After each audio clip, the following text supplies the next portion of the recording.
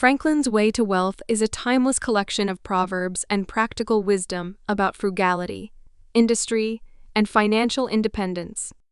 In the essay, which appeared as a preface to Franklin's Poor Richard's Almanac in 1758, Franklin distills years of his wise maxims into a single speech delivered by a fictional character known as Father Abraham. In this book, the message is clear: wealth and success aren't just luck or inheritance, but diligence, discipline, and wise financial management. In the essay, the reader is introduced to a crowd gathered for a speech before the opening of a market. Father Abraham repeatedly quotes Poor Richard, which is Franklin's alter ego, reminding the listeners of the simple but powerful truths Franklin had shared over the years. Franklin uses short, memorable sayings to encourage action rather than abstract philosophy. There are few core themes. The first is industry and hard work. According to Franklin, prosperity is built on hard work. There are no gains without pains, he writes, emphasizing that success requires patience and consistency. The famous quote, "Laziness makes all things difficult, but industry makes all things easy," is a warning against laziness and procrastination. Time is money, he reminds readers, a lesson that became one of Franklin's most quoted points.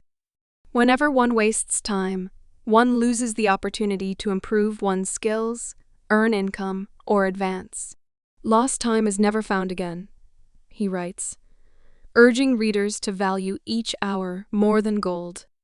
Franklin also championed self-discipline and perseverance.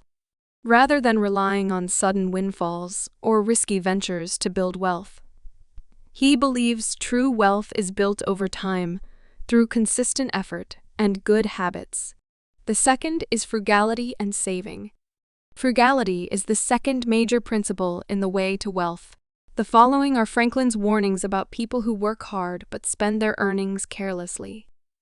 If you want to be wealthy, think about saving as well as getting. Living below one's means, avoiding unnecessary luxuries, and focusing on needs rather than wants are his recommendations. Those who crave comfort, status, or fashion end up in debt and misery as a result. According to Franklin, buy what you don't need and you will soon sell your necessities. Particularly, debt is portrayed as a trap that enslaves people. He reminds his audience that borrowing can destroy independence and peace of mind by personifying debt as a cruel master. He warns, the borrower is a slave to the lender. As a result, he recommends prudence, self-restraint, and foresight virtues that protect individuals from financial hardship. Third is prudence and planning. Franklin emphasizes the importance of making wise decisions and foreseeing the future.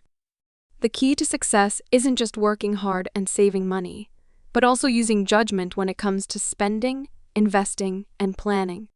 People often ruin themselves by chasing quick profits or blindly trusting others. According to him, one should pay careful attention to one's own affairs, keep your shop, and it will keep you. Thus, dedication and attention to one's trade brings security and growth. Neglecting responsibilities, on the other hand, leads to ruin. Lastly, Franklin stresses the importance of moderation, focusing either on excessive caution, not on extreme risk-taking. Fourth is time management. Franklin treats time as a form of wealth. Wasting time on idleness, gossip, or entertainment is the same as throwing away money.